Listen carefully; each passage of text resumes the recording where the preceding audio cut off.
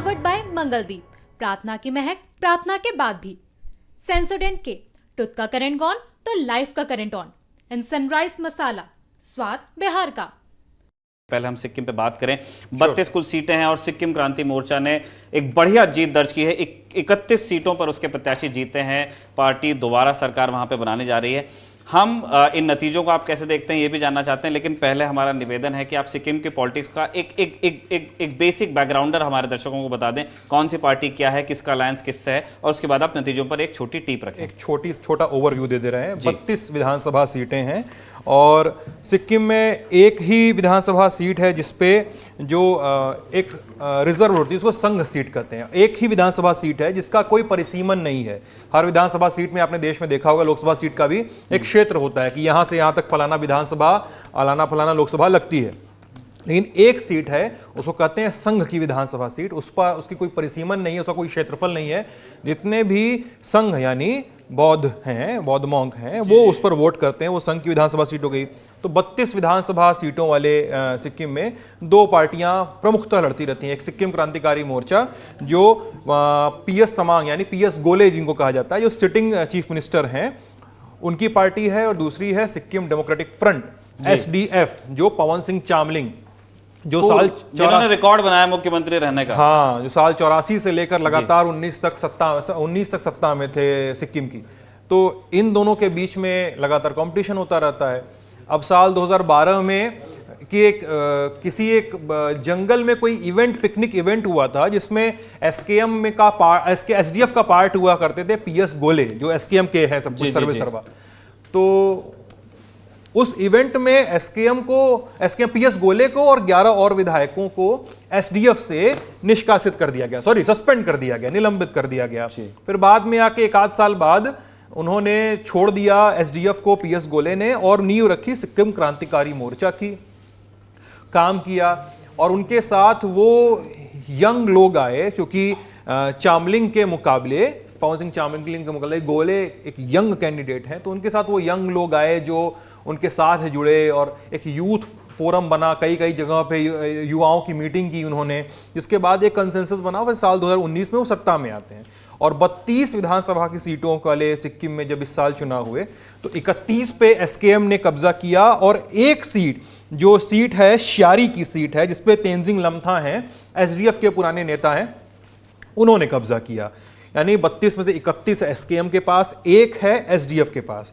इस चुनाव में 2-3 और बड़ी हार हुई है। जैसे दिल्ली राम थापा, जो सिक्किम के भाजपा के प्रदेश अध्यक्ष हैं, वो अपनी सीट हार गए एसकेएम के हाथों।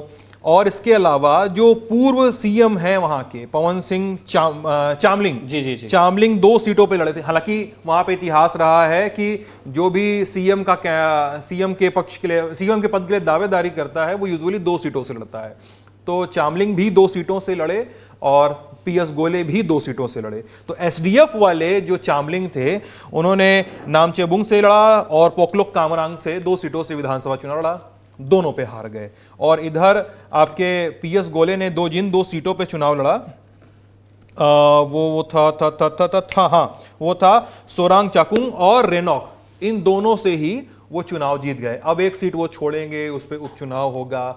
साथ ही पीएस गोले की पत्नी भी दूसरी सीट से चुनाव लड़ रही थी, वो भी जीत चुकी हैं।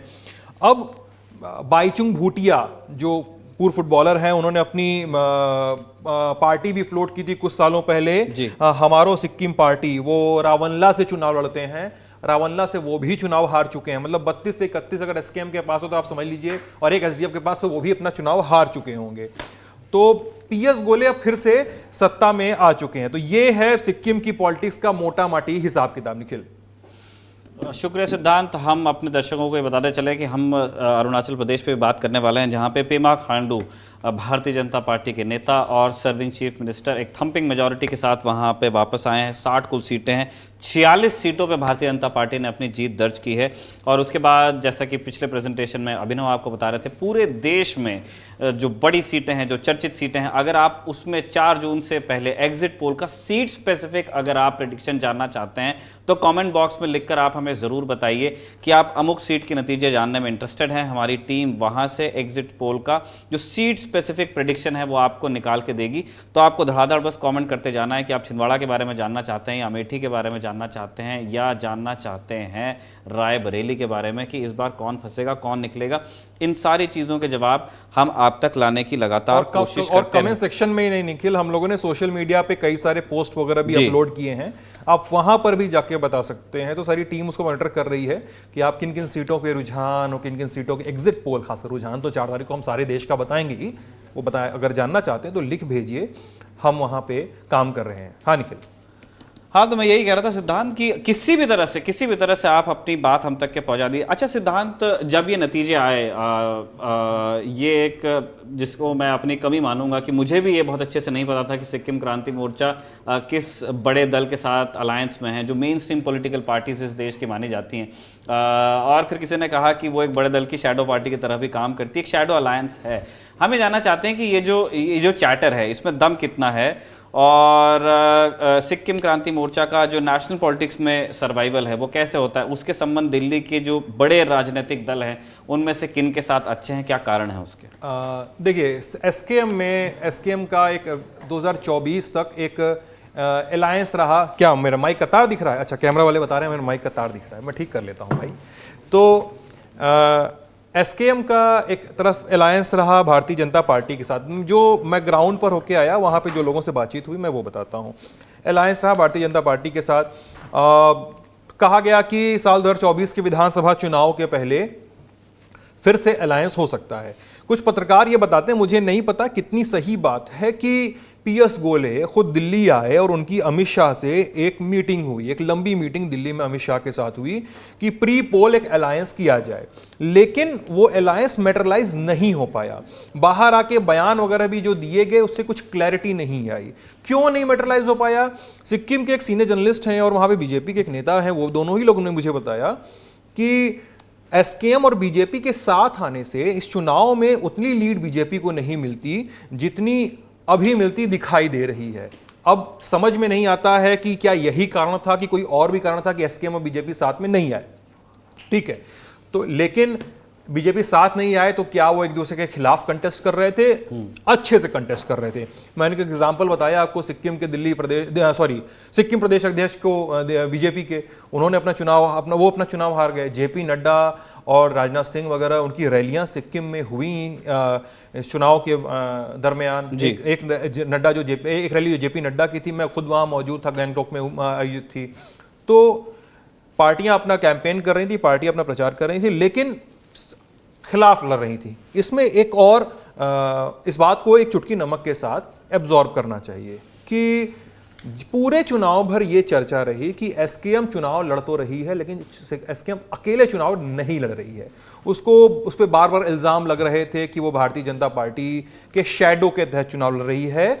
और चुनाव के नतीजे आने के बाद, जो आज आ गए हैं, चुनाव के नतीजे आने के बाद भारतीय जनता पार्टी और एसकेएम एक पोस्ट पोल अलायंस में जा सकते हैं। अब अलायंस कैसे होगा? 31 सीट तो आपके पास है ही है। अब अलायंस किस सूरत में करेंगे, किस कंडीशंस पे करेंगे? बॉल अगर इस दिशा में खेल खेला भी जाता है तो सारा से जो है इसमें एसकेएम का होगा। राज्य के लेवल पे एसकेएम का लेगा। 31 सीटें लेकर आप you are definitely in a leading position and you will lead everything in Sikkim. तो पोस्ट पोल अलायंस किस आधार पे होता है, कैसा होता है, क्या होता है, और ये देखने की बात होगी। अब ये भी देखने की बात होगी कि चामलिंग जो इस पूरे चुनाव भर में, पूर्व सीएम चामलिंग जो इस पूरे चुनाव भर में इस तरह से सहानुभूति बटोर रहे थे कि हम आपके साथ हैं, हम आपके साथ रहेंगे, और कई मौकों पे इस तरह के नोट आए सामने कि ये हो सकता है कि मेरा आखिरी चुनाव हो। इस तरह के नोशन आए सामने, वर्बैटिम तो ये नहीं था लेकिन नोशन आए इस तरह के सामने, हो सकता है मेरा आखिरी चुनाव हो।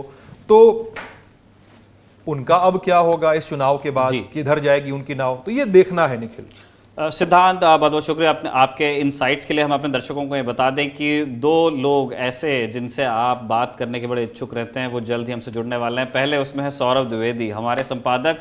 वो आकर के स्टूडियो में आपसे बात करेंगे जिन सूबों के नतीजे आ गए हैं उन पर, जिन सूबों के एग्जिट पोल नतीजे हमारे पास हैं उन पर, और जो हॉट सीट्स जिनके लिए बार बार हम कह रहे हैं कि आप कमेंट बॉक्स में हमें लिख के बताइए कि आप वहाँ के प्रेडिक्शंस जानने में इंटरेस्टेड हैं, उन पर भी सौरभ अपनी बात रखने वाले हैं, अपना विजडम शेयर करने वाले हैं, और हमारी जो फील्ड रिपोर्टिंग टीम्स हैं वो तो साथ में होंगी। हम इस बातचीत में जोड़ना चाह रहे हैं कौशिक डेका को, executive editor India today magazine के, और आप संपादक हैं इंडिया टुडे नॉर्थ ईस्ट के भी।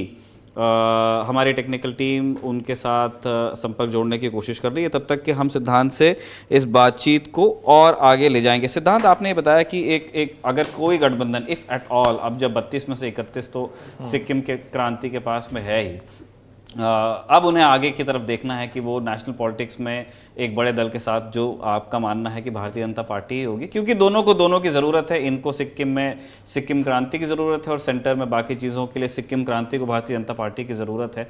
वो सारी चीज़ें होती रहेंगी। पवन कुमार चामलिंग, जिनके अब नाम के नीचे एक वर्ल्ड रिकॉर्ड जुड़ा हुआ है, या भारत का रिकॉर्ड तो जुड़ा हुआ ही, क्या उनका पॉलिटिकल फ्यूचर कहीं से कहीं तक आपको अब और नज़र आ रहा है एक और इलेक्शन हार जाने के बाद? पवन सिंह चामलिंग को अपना चुनाव थोड़ा अब देखना पड़ेगा, अपना पॉलिटिकल करियर देखना पड़ेगा कायदे से।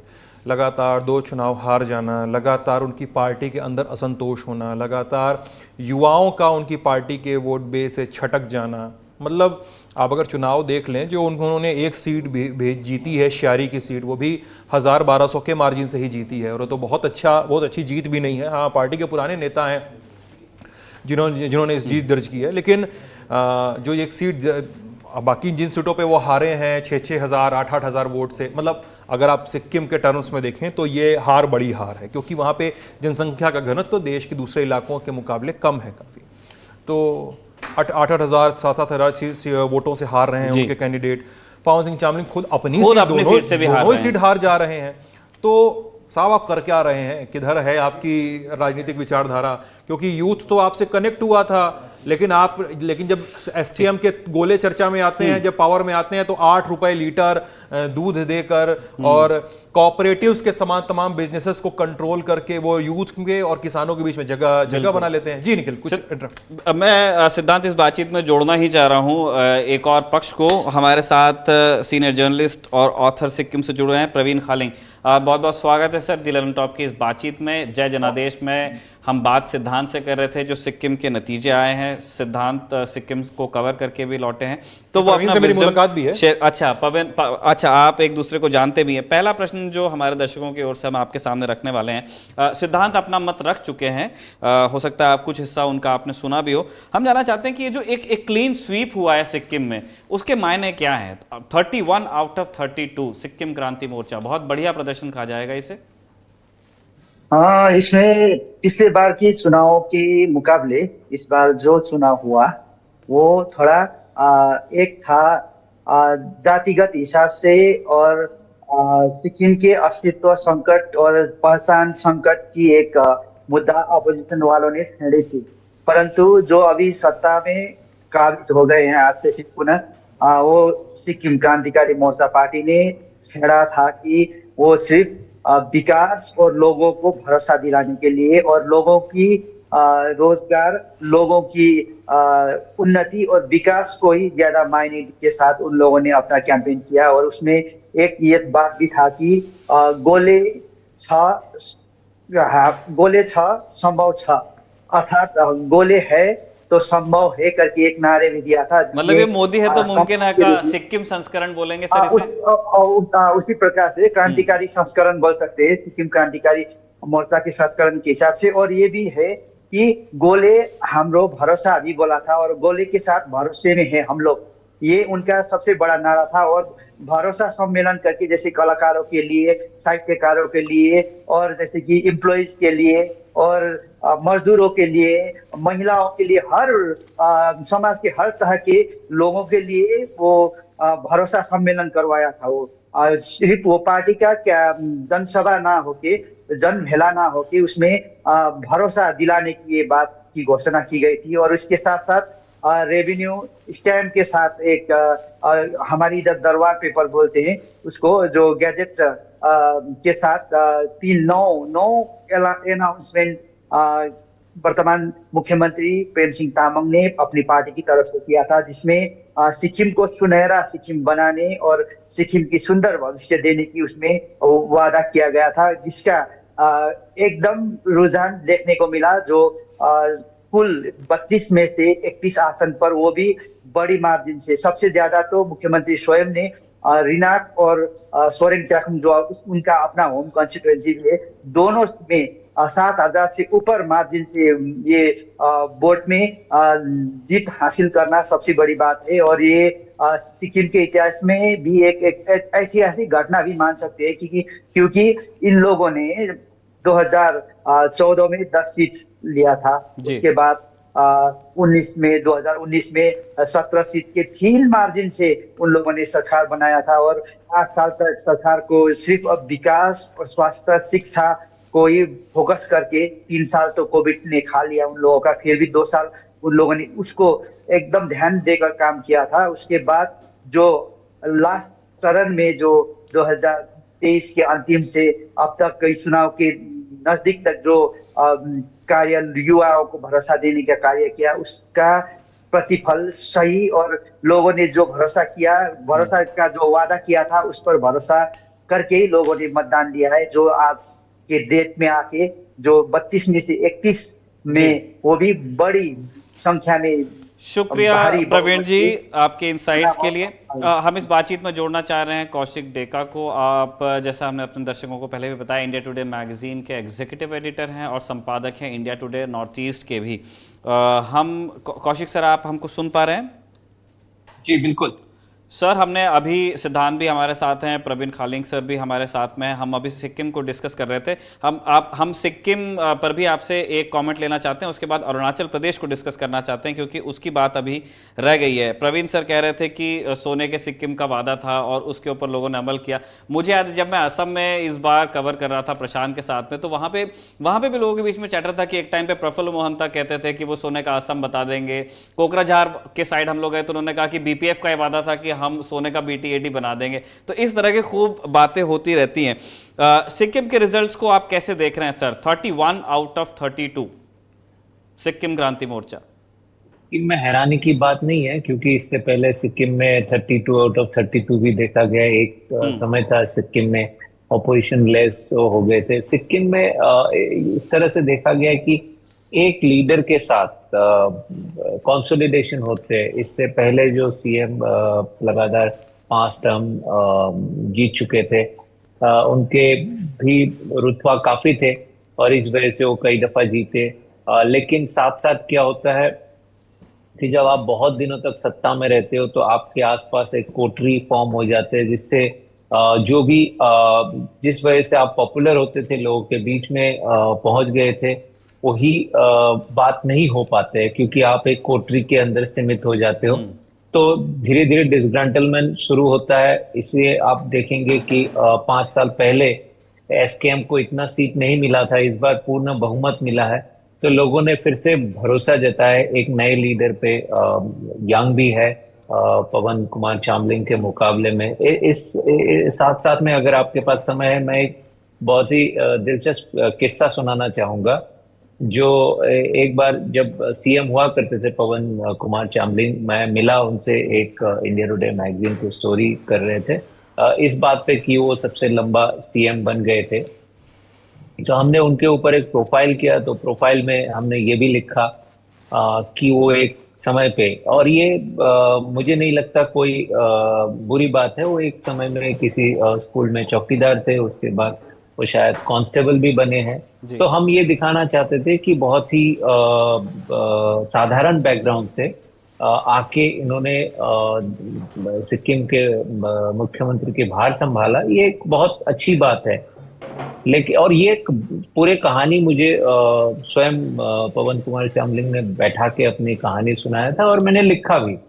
इस बात से वो भड़क गए कि क्यों मुझे ये कहा गया कि मैं चौकीदार था। ये सब बातें नहीं क्यों बताया उनका, ऐसा उनका सवाल था जी, कि आपने उनके बैकग्राउंड के बारे में क्यों लिख दिया आपने रिपोर्ट में? हाँ, क्यों ये मेरे बैकग्राउंड इतना साधारण है, ये क्यों लिखना था। और एक जगह पे वो मुझसे खफा हो गए, हमारे रिपोर्ट से खफा हो गए कि हमने ये लिखा था कि वो जो डॉक्टर पवन कुमार चामलिंग लिखते हैं वो हमने वो ऑनररी PhD है। अच्छा, ये दोनों बातों से वो बहुत खफा हो गए। तो मुझे उस समय लगा था, वो उनका आखिरी टर्म था, नेक्स्ट इलेक्शन वो हार चुके थे, कि इतने जनप्रिय नेता इतने साल रूल करने के बाद इस तरह के इनसिक्योरिटीज, क्योंकि आप देखिए प्रधानमंत्री तो अपने भारत के प्रधानमंत्री अपने साधारण बैकग्राउंड को लेके ही वो ज्यादा प्रचार करते हैं, तो ये कोई ऐसी बात भी नहीं थी कि इससे शर्माने वाली बात है या कोई गलत बात है।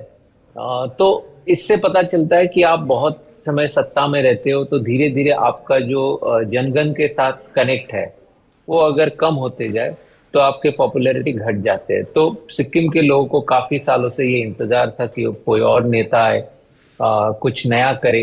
तो मुझे लगता है एसकेएम के 5 साल के परफॉर्मेंस और आगे के जो वादे हैं, जैसे हमारे गेस्ट ने कहा है, तो इन सबको मिला के लोगों ने एक भरोसा जताया है। और साथ में ये हमें नहीं भूलना चाहिए कि डायरेक्टली हो इनडायरेक्टली हो केंद्र की बीजेपी सरकार के सपोर्ट है सिक्किम के एसकेएम के साथ। यही बात और अभी जब हम केंद्र सिद्धांत से के कर रहे थे सर समर्थन कि होते हैं, एक शैडो अलायंस की बात तो की जाती है। बहुत सारी चीजें करने में आसानी होते हैं, आप डिलीवर कर सकते हो।